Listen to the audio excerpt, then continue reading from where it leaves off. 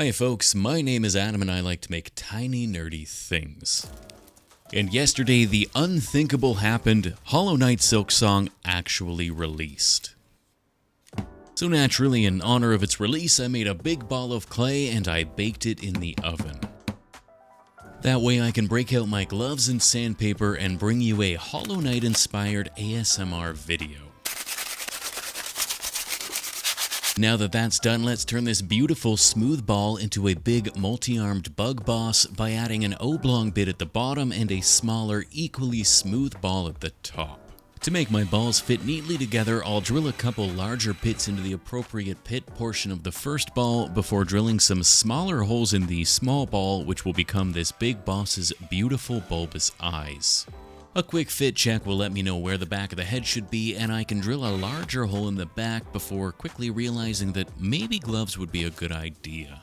I'll then add some connecting holes all the way through the aluminium skull so I have a place to fit these little warm white LEDs that I plan to use to light my eyes up. Instead of soldering them, I'm going to opt for the exceptionally lazy way of wiring things by jamming the connectors down into the silicone sheathing and heat shrinking it so it all stays in contact. Then I can fit these bulbs into the head and do a quick battery check before filling the eyes with some translucent clay that, when baked, should allow the light to pass through neatly, creating a lovely diffuse glow. I'll clean up the surrounding area where the drill bit tore the clay to shreds, then I can test the connection once more before tossing the whole head into the oven to bake while I get to work on the torso. In an uncharacteristic fit of pre-planning madness, I'll mark out the shape of the torso details before hacking away with a bunch of different chisels to get me a nice layered, chitinous look. I'm not generally one for planning ahead, but I sometimes have to acknowledge that a bit of planning goes a long way in preventing my most egregious cock-ups. So after a little bit of sanding to clean up the chisel marks, I'll do the same thing for the bottom bit, as well as remove my freshly baked head from the oven, so I can plan out how to attach the pieces and hide the cable by running it through the body. Mostly this involves drilling strategically placed holes in the torso and the bottom bit, then gluing said bits together permanently with a healthy dose of super glue before realizing that I forgot to carve the detail into the head, which would have been a lot easier without a torso in the way.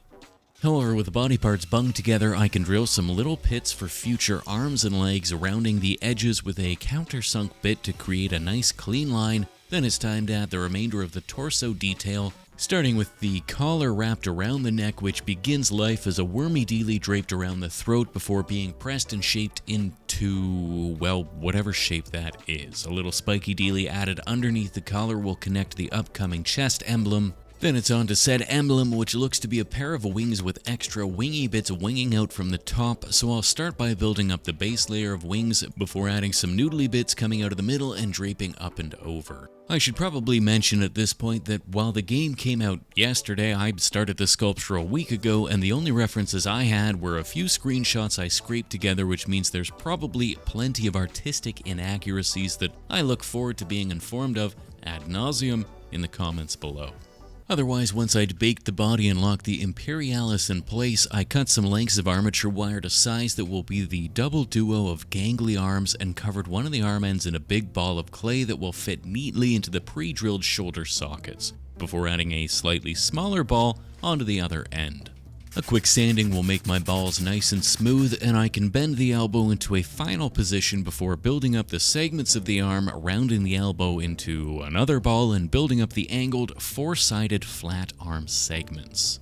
A quick sanding will clean these up and give them a uniformly flat surface. Then I can find another screenshot that shows the hands in a bit more detail, which means I need to cut these balls off and replace them with some smaller balls that I can layer a couple circles onto to create a slightly more accurate but definitely still not entirely accurate wrist.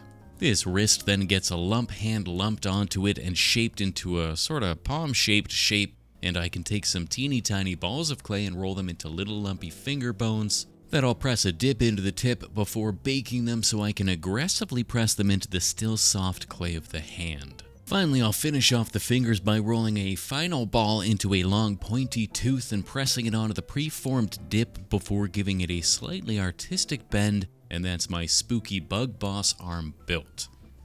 I'll repeat this process thrice more for the other arms, as well as make a couple less impressive upper thighs, which then can be glued into the body bit of the boss's body, and I'll jam a thick acrylic rod up its bottom hole to help keep it stable while I add the arms.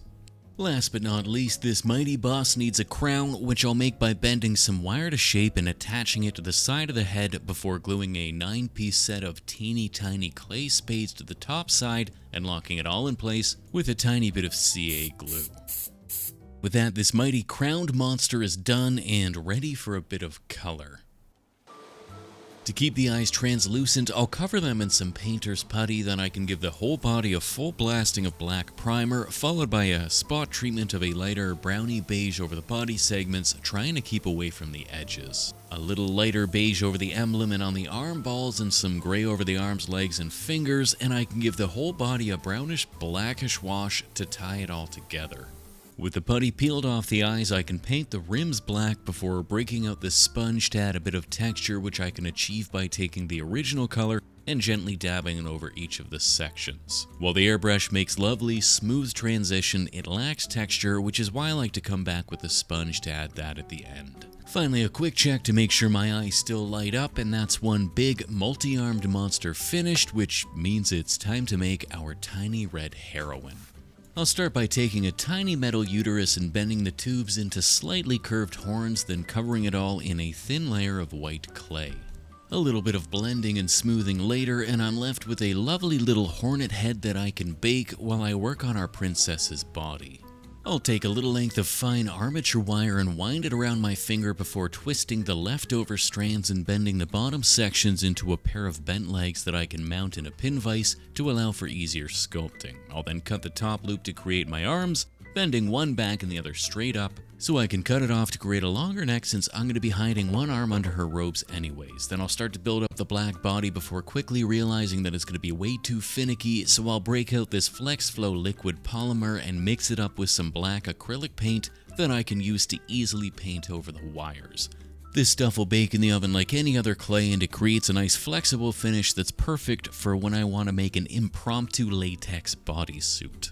With the bodysuit baked, I'll roll out a thin sheet of red clay and cut a perfect little circle out of it that I can drape over the top of the body and press and poke and fold it into a lovely little red robe. I'll then poke a little divot into the top to create the collar that I can fit my fresh out the oven hornet head onto. And, well, that's pretty much it. Of course, I still need to make her sword, which I can do by taking a toothpick and sanding both sides flat to create the needle shape necessary for our little heroine's two-hander, cleaning up the shape of the hilt before breaking it off the tip and drilling a teeny tiny hole into it so I can fit a length of curled armature wire on to act as the handle. A coating of CA glue will lock it in place, and I can glue it onto her outstretched hand and onto the bottom of her dress for added support.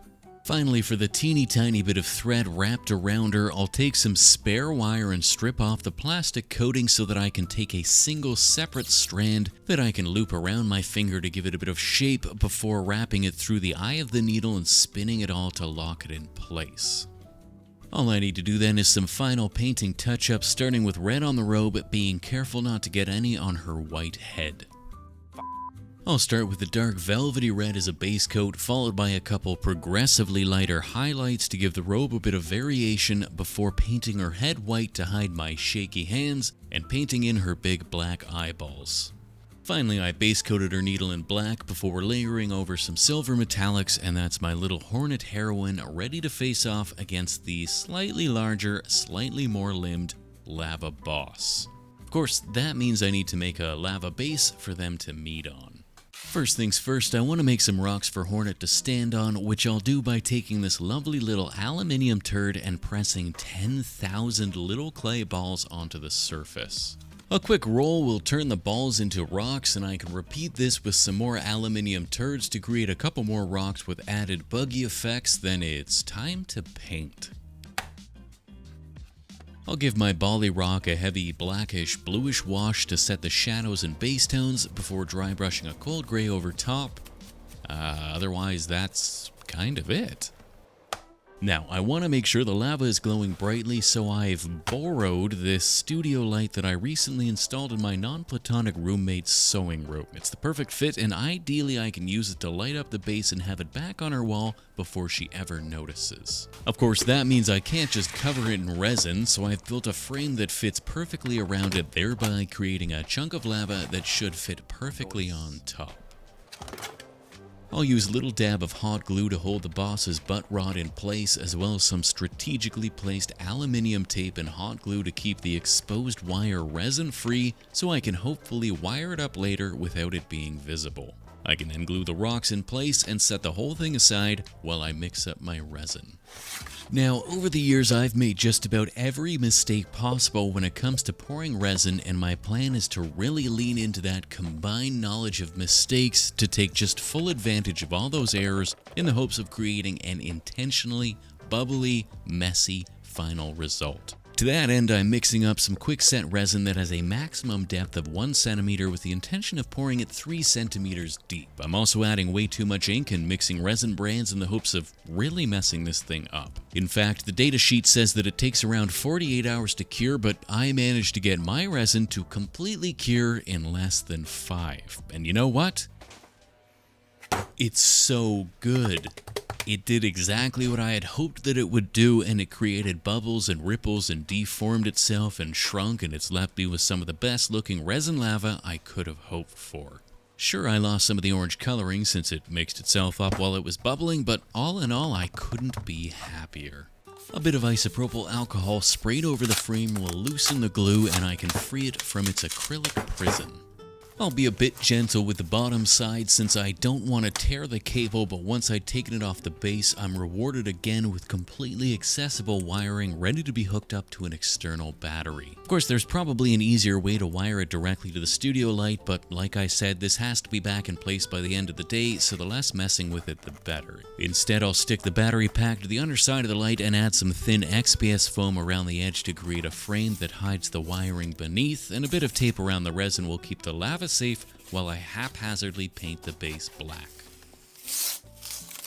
I want to add some of that black cracked cured magma that floats on top of the lava, and I just bought some of this crackle paste that I think would be absolutely perfect for the job. So I'll layer it on nice and thick everywhere that I want to make the chunky bits of debris, then I'll listen to the instructions and leave it to dry naturally overnight.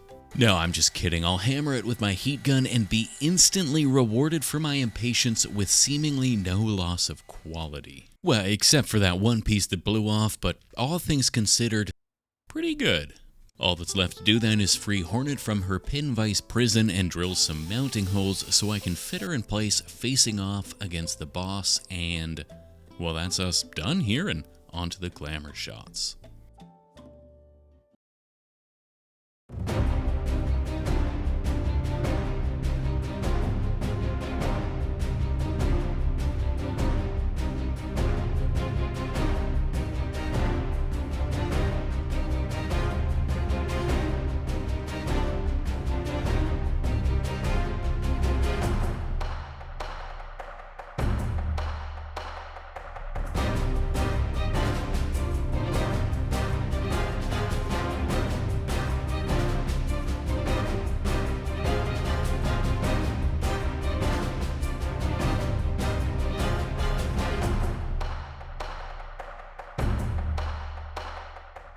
As always, a big ol' thank you to those gems over on Patreon, and a special hey how are you to the newest of them. I love you Darcy, Clay Peta, Jay Cullender, Saria Roy, Spooky Dad, Riley, Healthy, Quadris, Ian Maple, Miss Disturbed, Oliver Power, and Quinn and Eleanor. You are the hundreds of little round rocks upon which this hornet of a channel stands. If you're here watching this video instead of playing Silksong, then thanks, I appreciate it. Otherwise, we'll see you next time.